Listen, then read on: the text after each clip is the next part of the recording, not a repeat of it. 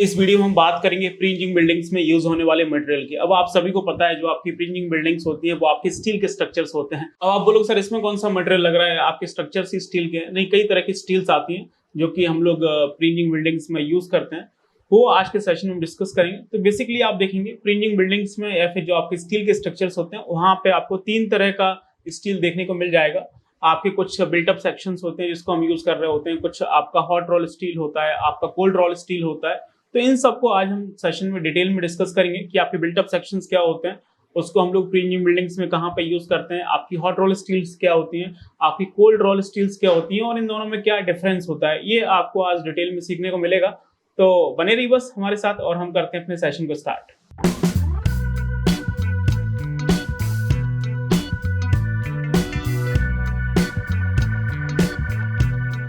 तो सबसे पहले हम बात करते हैं बिल्टअप सेक्शन की, जहां से आपका स्टील का स्ट्रक्चर स्टार्ट होता है।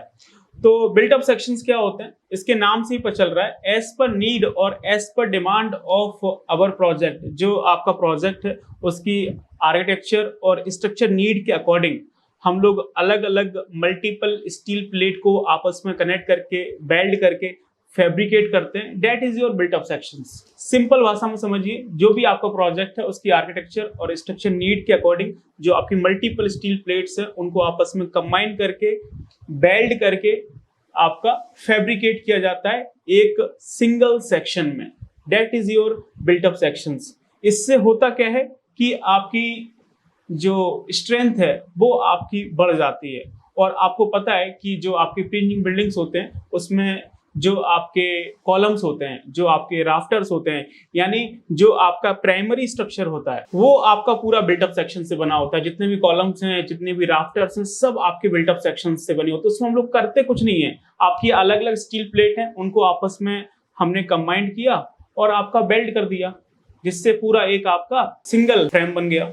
तो वही हमने यहाँ पे लिखा हुआ है अच्छी सी भाषा में, in printing buildings, PEB a built-up section in a structure member that is made by combining multiple steel plates to form a single section, typically used for the beams and columns. These sections are fabricated by welding together individual steel plates to achieve the desired strength and shape, such as I section, S section और आपके box section। तो जो भी primary आपके components होते हैं printing building से, जिसमें आपके कॉलम्स आते हैं, राफ्टर्स आते हैं, वो सब आपके बिल्टअप सेक्शंस के बने होते हैं। वो आपके आई सेक्शन भी हो सकते हैं, एस सेक्शन भी हो सकते हैं और आपके बॉक्स सेक्शंस भी हो सकते हैं। मैंने आपको बताया इसमें करना कुछ नहीं है, अलग अलग स्टील की प्लेट लेनी है जिसको आपस में कंबाइंड करके हम लोग वेल्ड करके एक सिंगल सेक्शन में कन्वर्ट कर देते हैं। आगे चलते हैं, नेक्स्ट हम बात करेंगे कि आपके क्या की फीचर्स होते हैं बिल्टअप सेक्शंस के। तो इसमें हम कस्टमाइजेशन कर सकते हैं, आपका मटेरियल ऑप्टिमाइजेशन हो सकता है, आपकी वेल्डिंग होती है और इसमें जो सबसे इंपॉर्टेंट चीज है वो है आपकी वर्सेटैलिटी। कस्टमाइजेशन में क्या है कि जो हमारा प्रोजेक्ट का रिक्वायरमेंट है, means built up section are design to meet specific load requirement, making them more efficient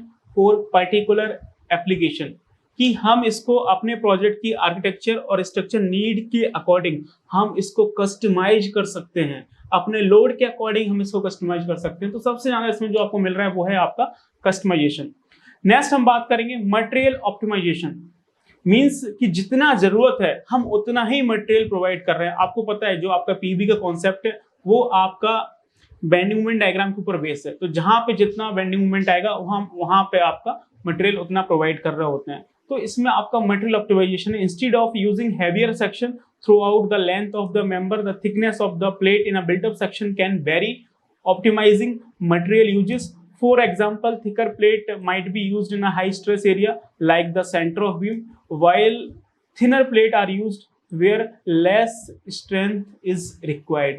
तो इस लेवल का आपको इसमें मटेरियल ऑप्टिमाइजेशन मिल रहा है, जहां पे जितना स्ट्रेंथ रिक्वायर्ड है वहां पे हम उतना ही मटेरियल प्रोवाइड कर रहे हैं। तो इससे हमारा मटेरियल वेस्ट नहीं होगा, जितनी जरूरत है उतना ही कंज्यूम होगा। नेक्स्ट हम देखेंगे वेल्डिंग को लेकर। तो the plates are welded together typically in the form of I-beams, T-beams or box section. Welding ensure a continuous and strong connection between the plates। तो मैंने आपको बताया था स्टार्टिंग में कि आपकी अलग अलग प्लेट होती है, उनको हम आपस में कनेक्ट करके वेल्ड कर देते हैं, जिससे आपका एक यूनिफॉर्म और आपका सिंगल सेक्शन बनता है, उसी को बिल्टअप सेक्शन बोलते हैं।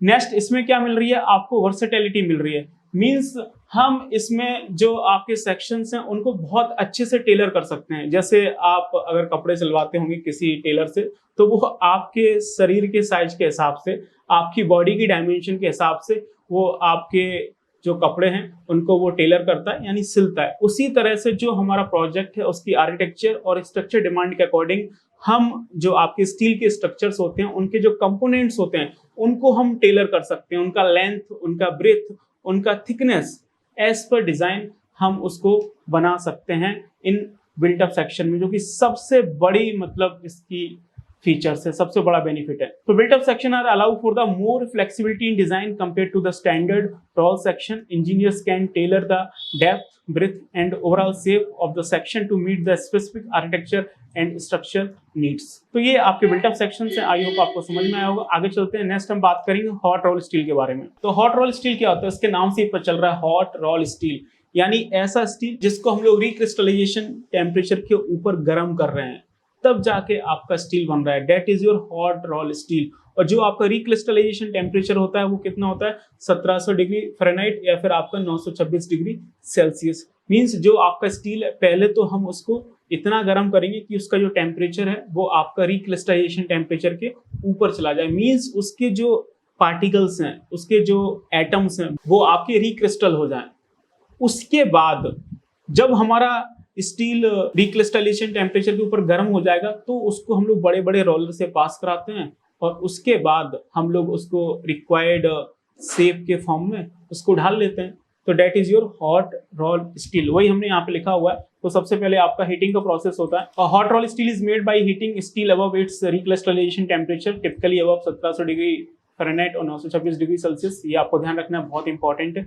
उसके बाद हमारी रोलिंग होती है। Once the steel is sufficiently heated it is pass through large rollers to form it into the desired shape just like a beams, bar, plates. This happen while the steel is still hot and malleable.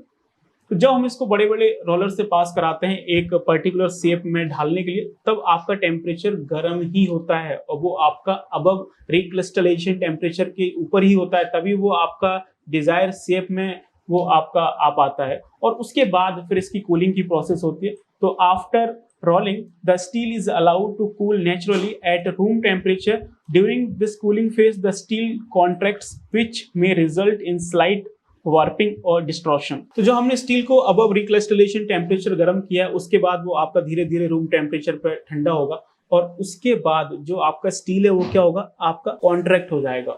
इससे क्या हो सकता है, उसमें warping और उसका distortion हो सकता है।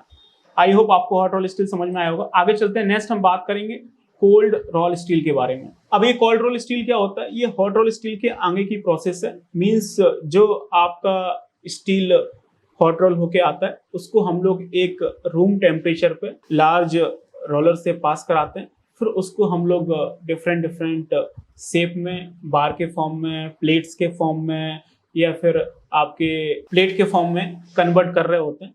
तो कोल्ड रोल स्टील क्या होता है, तो सबसे पहले हम लोग इसकी रोलिंग समझ लेते हैं। Cold roll steel start as a hot roll steel but after cooling it is processed further, it is passed through the rollers again at room temperature to further reduce its thickness and improve its surface finish.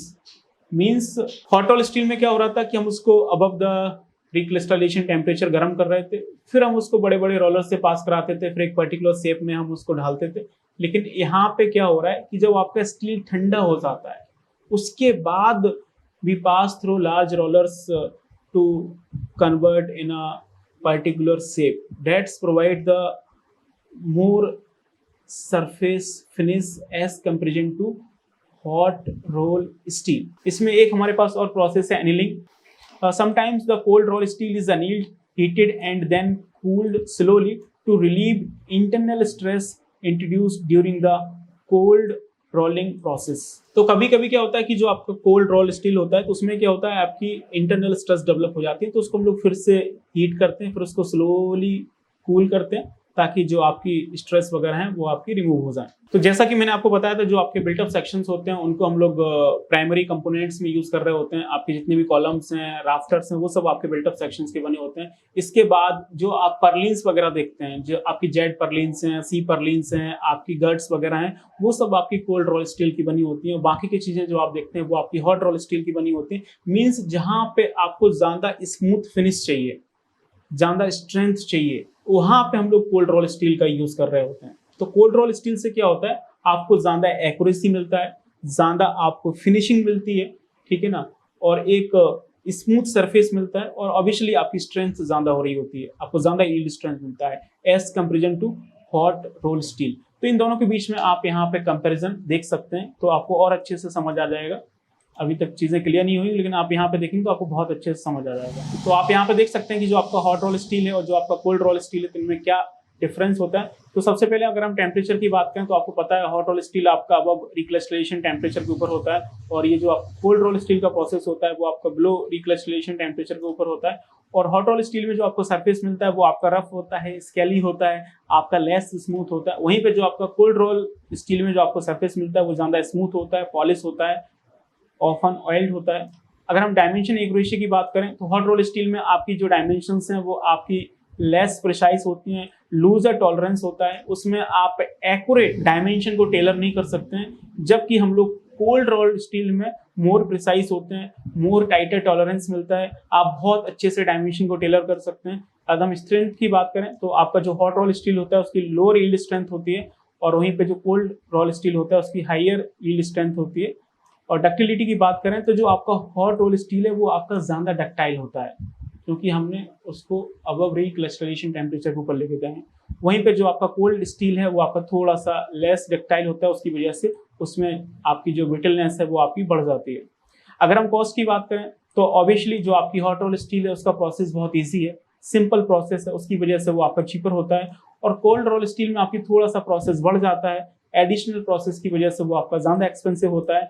अगर हम इसकी application की बात करें तो जो आपको hot roll steel है तो वो आपका स्ट्रक्चरल कंपोनेंट्स में यूज़ कर लेते हैं, हम लोग हैवी इक्विपमेंट्स में यूज़ कर लेते हैं, जहाँ पे कम एक्यूरेसी, कम फिनिश की ज़रूरत पड़ती है, जैसे आपके बिल्टअप सेक्शंस हो गए स्टील स्ट्रक्चर्स में। और जहाँ पे हमें ज़्यादा एक्यूरेसी चाहिए, जहाँ पे हमें डायमेंशंस बहुत ज़्यादा मोर प्रिसाइज चाहिए, एक्यूरेटली टेलर चाहिए, बहुत ज़्यादा स्मूथ फिनिश चाहिए, तो वहाँ पे हम लोग कोल्ड रोल स्टील का यूज़ कर रहे होते हैं। जैसे आपका precision parts, appliances, automatic panels, इन सब जगह हम लोग कोल्ड रोल स्टील का यूज़ करते हैं। तो पूरे स्टील स्ट्रक्चर्स में आप देखेंगे इन 3 तरह के स्टील का हम लोग यूज़ कर रहे होते हैं, बिल्टअप सेक्शंस, आपके हॉट रोल स्टील और कोल्ड रोल स्टील, जिसमें मोस्टली आपको बिल्टअप सेक्शंस और कोल्ड रोल स्टील देखने को मिल रहे होते हैं। तो इस सेशन में इतनी काफ़ी, आई होप आपको काफ़ी सारी चीज़ समझ में आई हो। बाकी मिलते हैं नेक्स्ट सेशन में नेक्स्ट टॉपिक के साथ। Till then keep learning, keep exploring. Thank you so much.